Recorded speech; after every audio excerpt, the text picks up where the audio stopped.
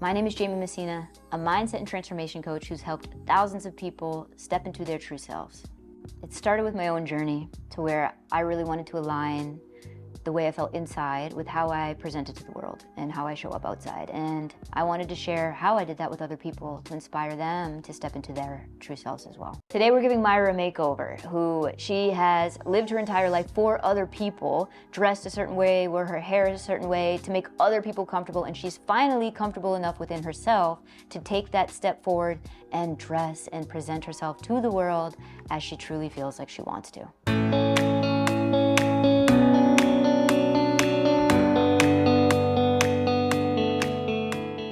Waiting for Myra to come in today. We've been waiting for this experience for so long, more so than, this is something that's so exciting and I feel like, sure, it's powerful for other people, but for Myra, it's a really big deal. The first day I talked to her, so we get on a call and she's talking to me about why she wants to work with me as a coach and to step into herself and, how her whole life she's been dressing and being a certain way for other people, but not for her.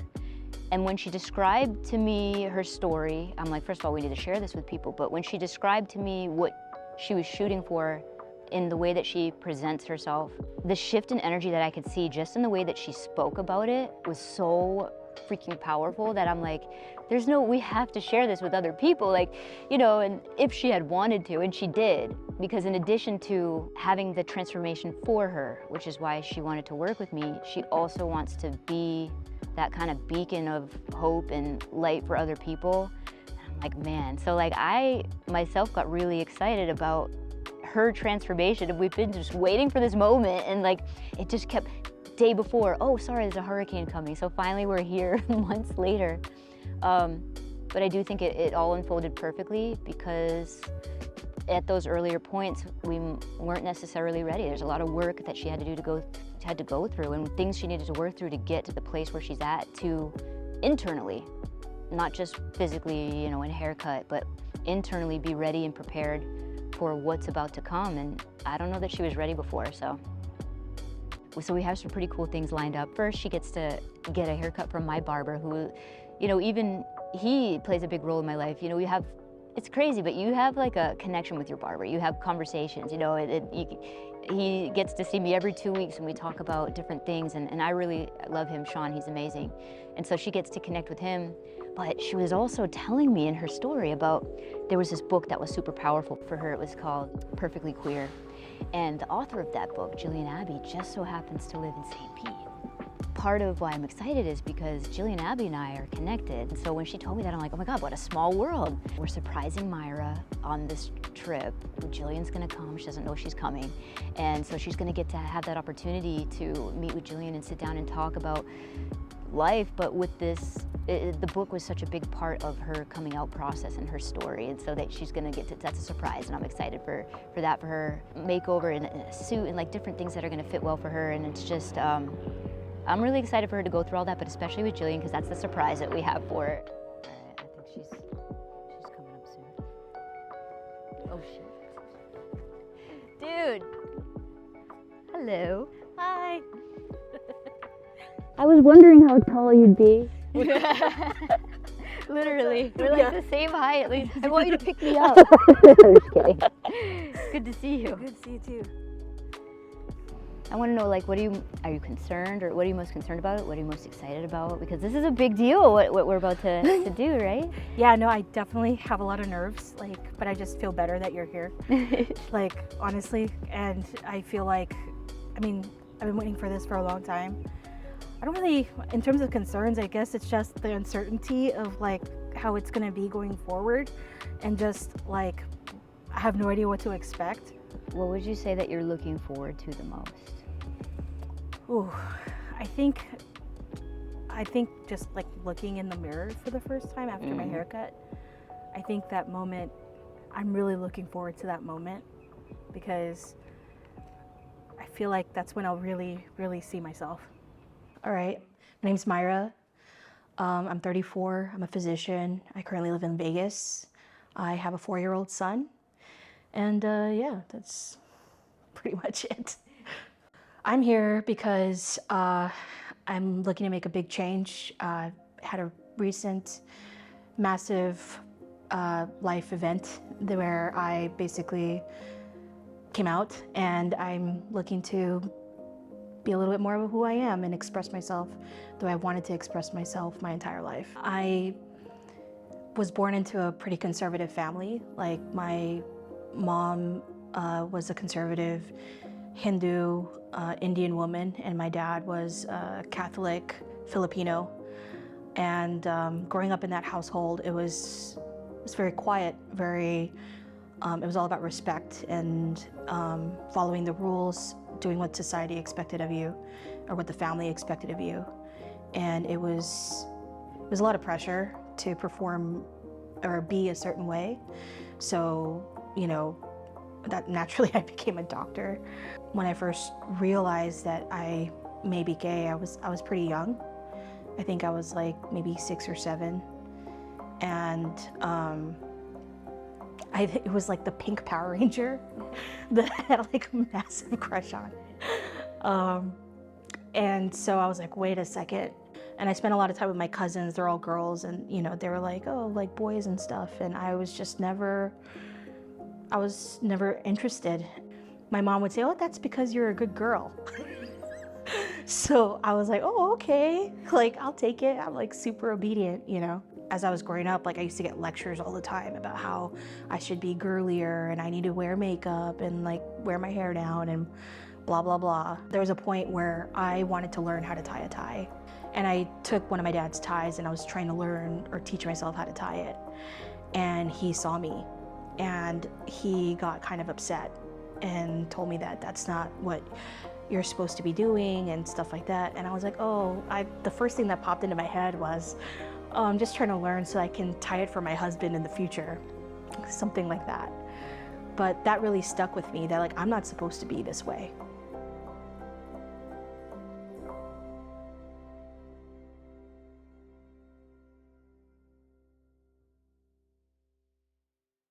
What are we doing today? You want to listen on? We are getting my custom suit.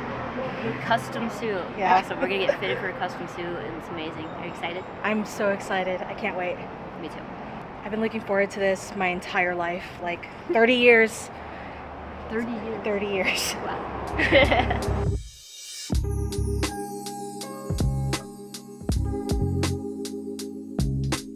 So today we're going to be fitting up Myra for the new custom suit for the new look. Really nice classic navy look that we put together. It's going to be fantastic and look amazing.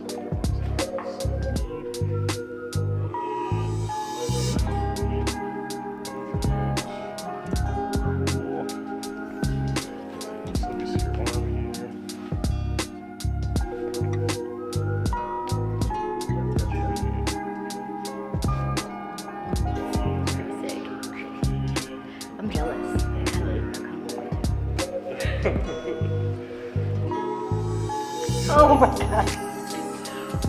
Oh, that's awesome. That's incredible. Oh my goodness, I love it.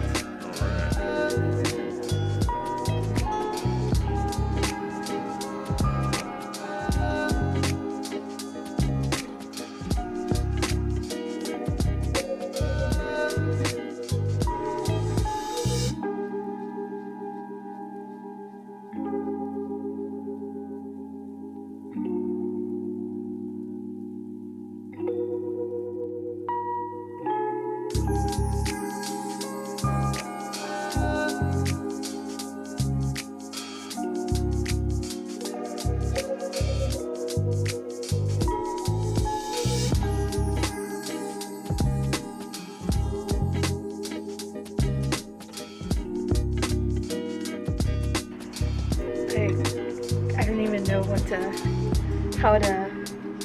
Did anyone ever send you flowers before? No. Oh, that's pretty awesome. You want a hug? I'll give you a hug for it. I know I didn't send them, but that's amazing. So we got the suit all taken care of, and when I dropped Myra back off at where she was staying, her new girlfriend had sent flowers, her first time ever receiving flowers, and she was pretty excited about that.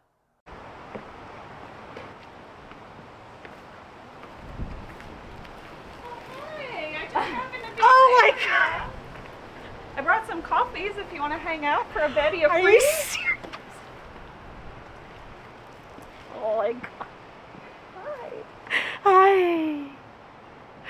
Oh my gosh. So good to see you. I'm so proud of you. I'm Thank so you glad I so get to hug you.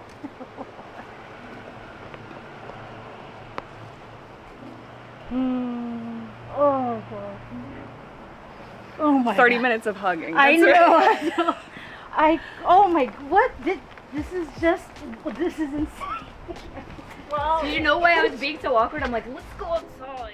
Are you excited? I am so sorry. I can't even. I thought that you might like that. I can't. I mean, I was gonna ask at some point, like, oh, like, can we meet Jill at some point? Because I know you guys know each other, but like, this is just, I can't even, my brain is, I can't, I'm not even making sense. That's Like, fine. Yeah, good. Enjoy it. oh my I goodness. know that she's an important part of your journey, and I thought maybe y'all would she's want to have a huge chat. part of- yeah, a huge part of my journey. Going through something as challenging as coming out, not only to yourself, but to the people around you, going Yeah. through a divorce, especially when you have a child, Yeah. working full time, Mm-hmm. with your family, with your mom passing away, like you had so many layers to your story, Yeah. and you went through it with such, I mean, I don't know if you see it this way, but like such grace and Oh. such power, and Thank even you. just being able to acknowledge your feelings. And it's like when you can go through all of those things Mm-hmm.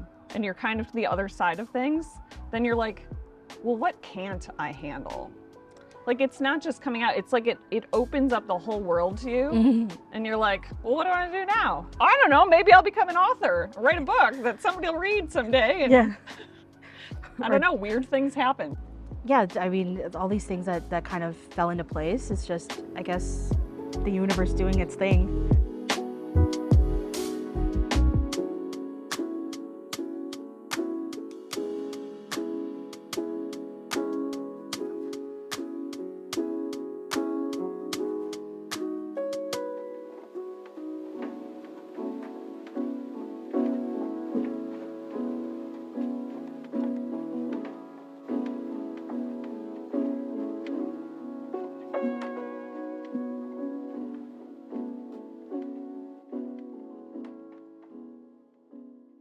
But when I was 15, my middle brother came out of the closet as gay, and my mom took it really badly, like really, really badly.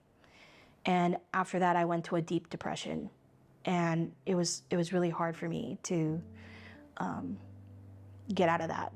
And so I went to therapy, I did all the things, but nothing really helped. And what my dad thought was that I'm gay and that I'm depressed because I can't tell them because of the way my mom reacted when my brother came out. Like, it wasn't like a coming out thing that my brother did. He was outed by somebody else. And my mom, unfortunately, like, everybody found out. And so my mom started behaving really differently in the sense that she used to be very focused on work, but at that point she suddenly became extremely religious and started, praying every day, going to different temples. Like, we even had a trip to India where like she was just going to different temples every day. And I could tell that there was a sense of urgency or a sense of discomfort in her, like just her energy, And so I was like, what is going on?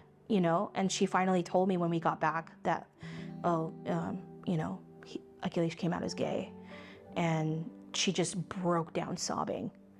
And ever since then, she just was never really the same. She was always kind of bubbly sort of person. But after my brother came out, she shrunk down to like a very quiet, there was a very obvious sadness about her. I would ask her like, is it really that bad? That like, he's still the same person. He's still your son, And she'd be like, no, you don't understand. When you become a mother someday, you'll understand. And I said, no, I'll never understand that.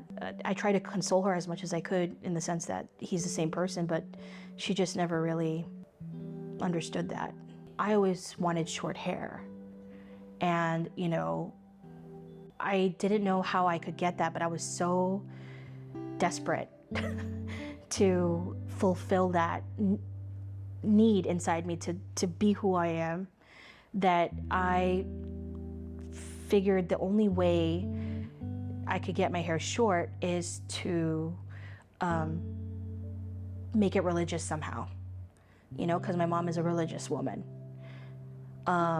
So in Indian culture, if you shave your head, that is the only time where it's seen as a good thing, because it's seen as like cleansing your sins. We do it like all the babies, you know, when they're born, they get their heads shaved to like remove the sins from past lives. And then like going forward, like people may take some sort of oath or whatever to shave their head. They're like, oh, if I do this, like, will you cleanse my sins and give me XYZ that I wish for? So I figured that that was something I could do to get my short hair.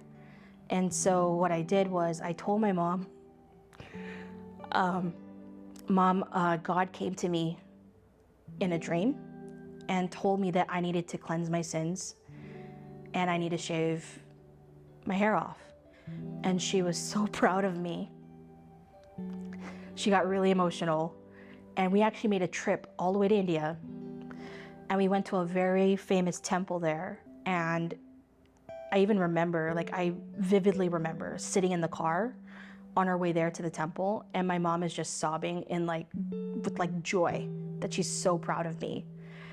And I'm just sitting there like, I can't believe I'm getting away with this.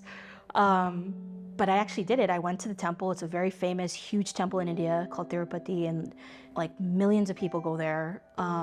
It's a holy place for Hindus. And so I did it. I went there, the priest guy shaved my head, and I was bald. I was 15 years old. That was a dream come true. And that's how I knew that like I wanted to keep that short hair, but unfortunately, you know, like I had to grow it back out. You're in good hands today. I'm just super nervous. My boy Sean is the best. Very Wow. Oh, hello. How you doing? Good. Hi, good. Nice This to is meet you. Myra. Sean, nice to meet you. What's going on? Excited? I'm very nervous, but also very excited. Yeah, that's good. It's gonna work. I'm not getting excited for it. Yeah.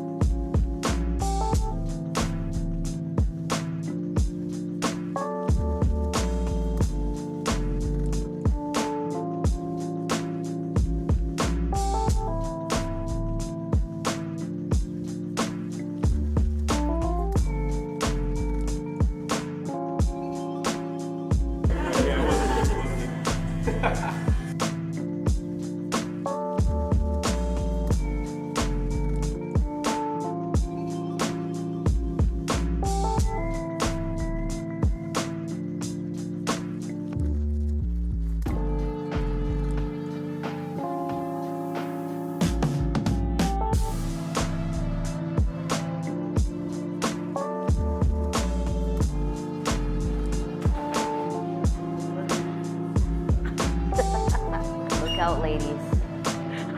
Literally. Oh my Smile, gosh. the vibe, I the can't hair. even. Oh my gosh, this is like surreal. Dude, this is like, I can't even It looks come up with freaking words of how I feel amazing. right now. Yeah, yeah, really. your energy shift, like your face, like it looks exact, like it's perfect. And that fits you. Yeah. I just feel like this like joy, like, you know? Sean, Like, good job. I can't even, I wanted this my whole life. Go Oh take a my look at gosh. yourself. Oh, I like all the feels.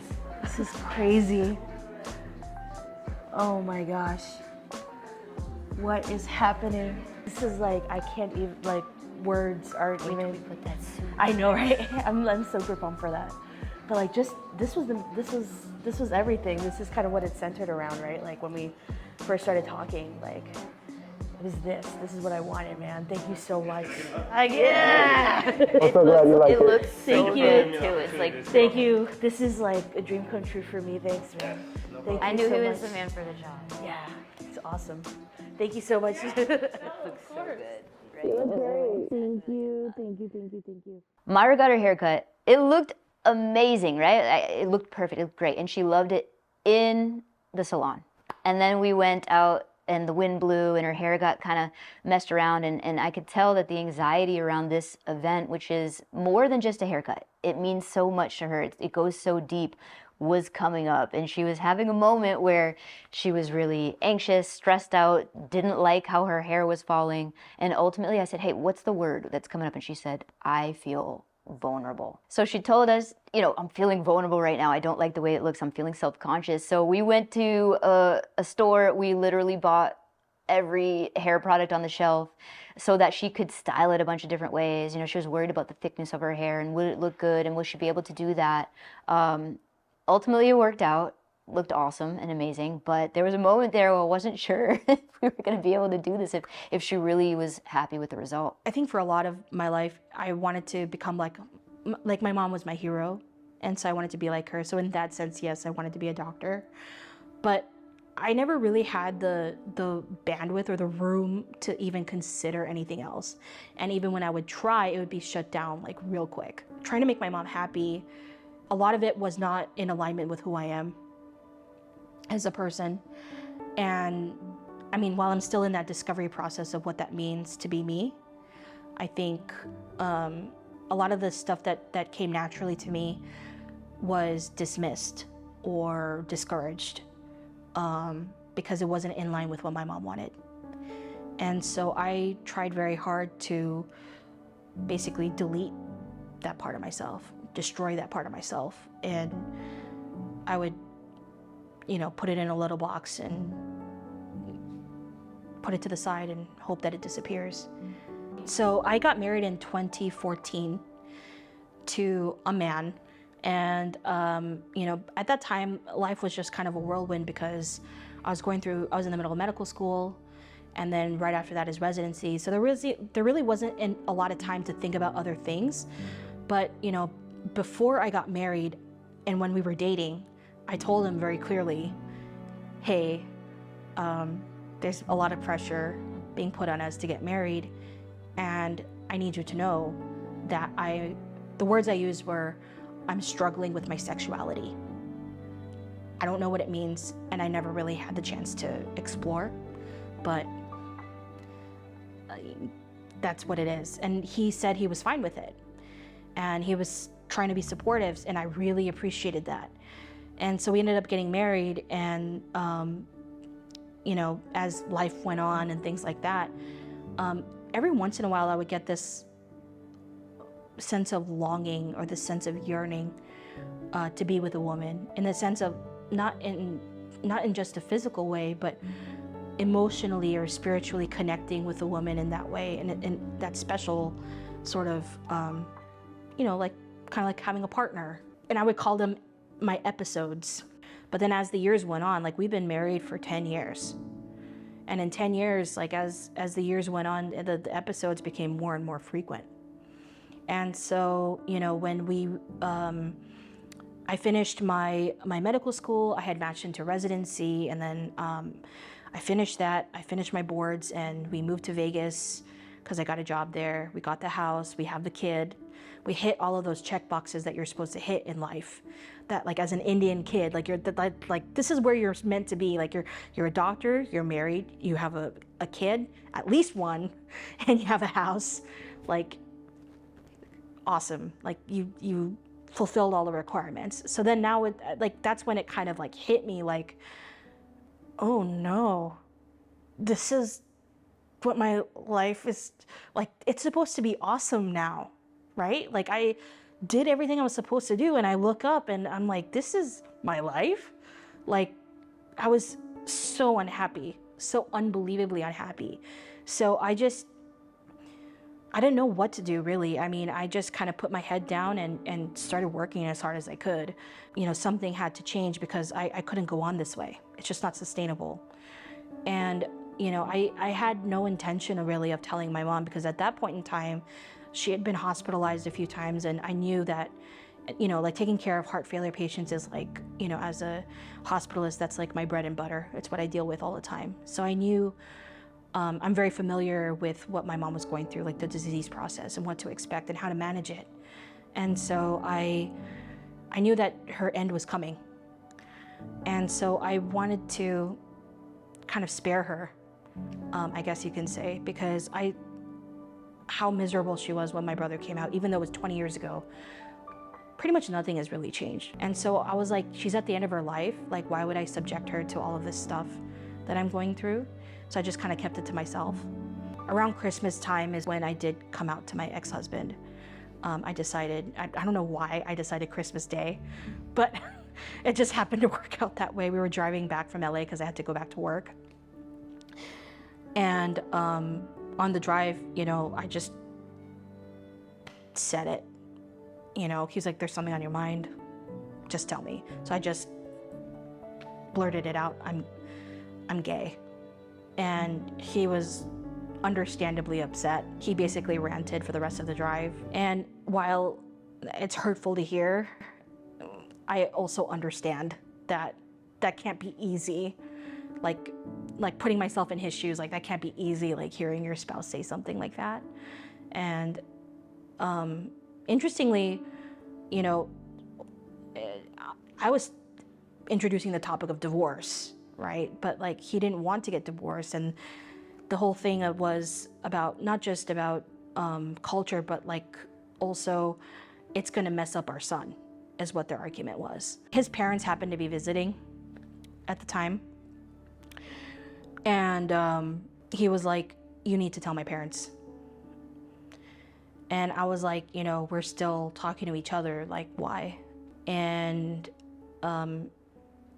he was like, you know, this is hard for me. I need support. So if you don't tell them, I will. And I thought to myself, well, okay. I mean, I've decided to come out, and, you know, these people have been my family for 10 years. And I personally felt like they deserved to know the truth from me. Because if he was going to tell them anyway, like, I would rather them hear it from me. Like, literally that day, we're in my kitchen in my house, and his parents are there, and it's me and it's him, and I came out to them. I said, I'm gay. And initially they didn't understand. They kind of absorbed it and were like, you know what? It's okay, you know? And I felt this like wave of relief initially, like just this momentary release, like, oh, it's okay. But then they said, do whatever you want, just don't get divorced. And then I was like, oh,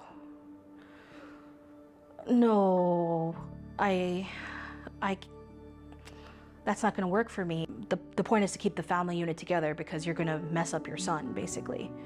And I said, you know, I think my son, in fact, I know my son will be in better condition, or, you know, his life would be a lot better if he had a happy mom. And I maintained that, you know. And they didn't agree with me, but I didn't waver because I felt very strongly about the life that I wanted, and I knew that I needed, you know, to finally be happy and find not just happiness, but like peace, you know? And so they could see that I wasn't wavering, and they were understandably angry. And finally they said, okay, well, if that's the case, then you need to tell your mom. And I was like, why? She's at the end of her life. Like, they knew, like everyone knew that my mom was basically at the end stage of her heart failure. And I said, well, what if I don't tell her? And they said, well, if you don't tell her, then we will. We don't care if we have to write a letter or whatever. You're gonna tell her. I felt really helpless in that moment because I so badly wanted to protect my mom. I knew she wouldn't take it well. I knew it would stress her out. And with any amount of stress with a heart failure patient, it's just their heart, like literally, like I'm not saying this in a poetic way, their heart literally cannot take it. But none of that mattered. The plan was to hop in the car and go to LA to tell my mom, and they were gonna fly out of LAX to go back to India. The day we were leaving, I was putting my son down for a nap. And so I knew I'd be alone with my son at that point. So what I did was I hid in the closet. Ironically. I literally hid in the closet while my son was sleeping for his nap. And I guess they just assumed I fell asleep with him or something. I don't know what. But I video called my mom from the closet. And I told her everything. I said, Mom, this is what happened. This is what they're doing. I had no intention of telling you because I wanted to spare you. But, you know, and I came out to her. And she was taken aback. And she didn't say anything for a while. I was just apologizing because I was like, I tried so hard to spare you. I didn't want you to hear it from them. And I didn't like write a letter. Like I didn't want you to hear it that way. Like if you have to know, then you should know from me. So this is me telling you. And she was like, you know what, Myra? Nothing surprises me anymore. Just do what you want, live your life. I have nothing more to say. And you would think like, oh, like, that's not that bad of a reaction. But for me, it was like, she was obviously very upset. It's kind of like one of those passive things where it's like, oh yeah, no, you do what you want. But really what you're saying is, I don't like what you're doing. And she was like, you know, just the same rules for your brother apply to you. I don't want to hear about it. I don't want to know about it. I never want to meet your partners. Like she even made a face, like your partners or whatever. And I said, I understand, you know. I mean, I kind of figured that's how it would be. But she was like, you know, when you guys come tomorrow, I will act like I don't know. We arrive at my mom's house and she's clearly in a heart failure exacerbation. And like, I go into doctor mode. Like she's literally like leaning forward, panting, gasping for air. They witnessed all of that. And the minute she felt slightly better, my ex-mother-in-law walks up and is like, are you feeling better? To my mom. And my mom was like, a little bit. And then she's like, okay, Myra, come over here and tell your problem. So I sat down and I just came out again in front of them. You know, I'm just glad it wasn't in front of them for the first, you know, telling her for the first time, because she would have felt humiliated. So she, as she promised, she acted like she didn't know and proceeded to defend me. And so I put her in the wheelchair and I take her to her room and we both just break down sobbing. My mom's health quickly deteriorated after that. It was within a few days she was in the hospital and she just never improved. Once she entered hospice and all the medication were removed, she didn't really last very long. We're talking hours. But in those last hours, like, you know, she was talking to her grandchildren, she was talking to her friends, you know, saying goodbye. But she didn't want to talk to me. It just hurts so much because I was so close to my mom. My mom was my whole world. She was like my North Star. For it to end like that, I can't even begin to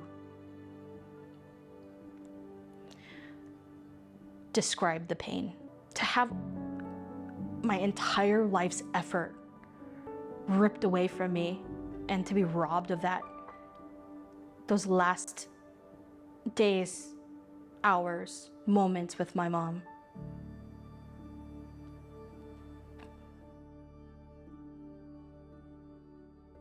You know, when I finally came out to my mom, even though it was this horrendous, traumatic event in my life, there was an immense sense of relief as well that the truth was out and I no longer had to hide anymore.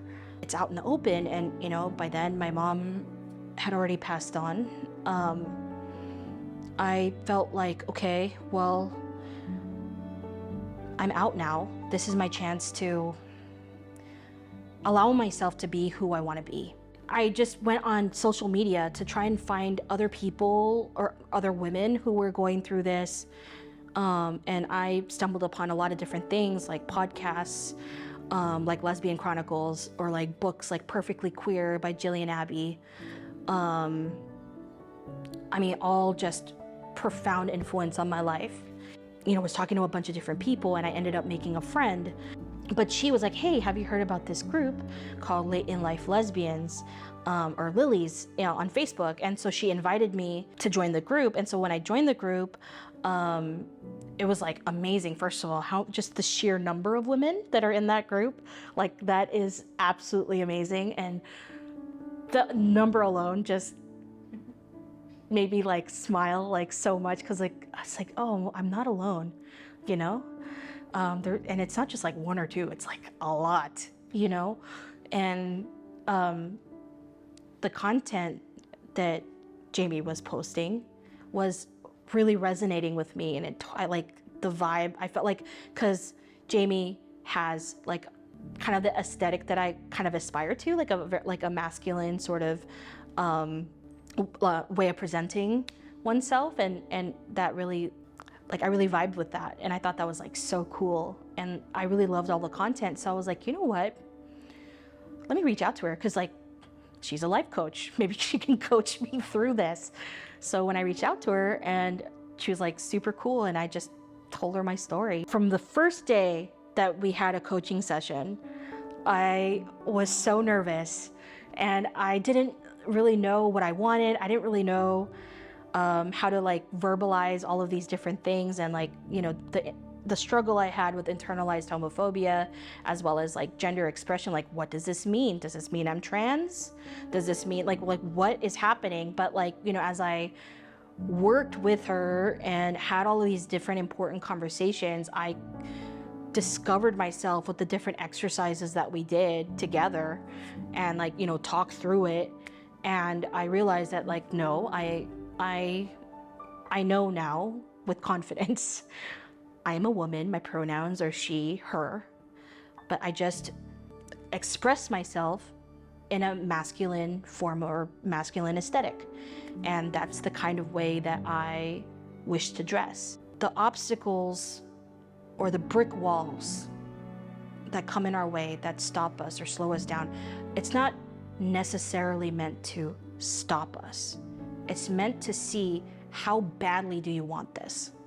And man, I want this bad. Myra, I'm just so proud of you. For being a writer, I'm at a loss for words, but I'm so grateful that I got to be a part of your experience, and you're going to inspire so many other people. And I just hope you realize how incredible it is what you just did. You're an amazing human, and I can't wait to see your light spread out to the rest of the world. I love you so much. Oh my God! Holy! God, I miss you. Stop it! I need to look at you. This is. Oh yeah. What do you think? Oh my God! You look fantastic. Thank you. So good. Thank you. I love the hair. It is so like. Yeah. It's a freaking transformation. Like you. Thank you. It's beautiful.